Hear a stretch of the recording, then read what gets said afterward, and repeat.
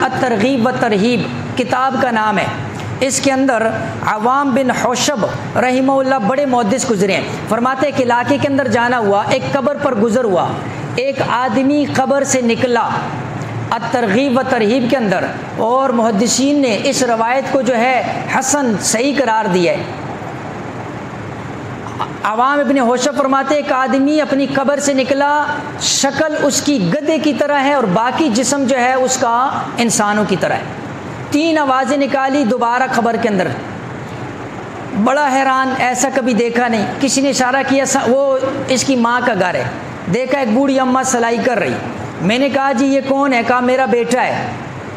کہا اس کو اللہ نے یہ کیوں اس کے اندر مبتلا کیا؟ کہا یہ گناہوں کے اندر مبتلا ہوتا تھا، شراب پیا کرتا تھا، میں اس کو منع کرتی تھی۔ جب میں اس کو منع کرتی، یہ آگے سے مجھے کہتا کہ تم ہر وقت گدھے جیسی آواز نکالتی ہو، تم اپنے اس گدھے والی آواز بند کرو۔ کہتے ہیں اس کے بعد سے جب یہ مرا ہے تو یہ روزانہ عصر کے بعد نکل کر اس طرح کی 3 آوازیں نکالتا ہے، پھر دوبارہ چلا جاتا ہے۔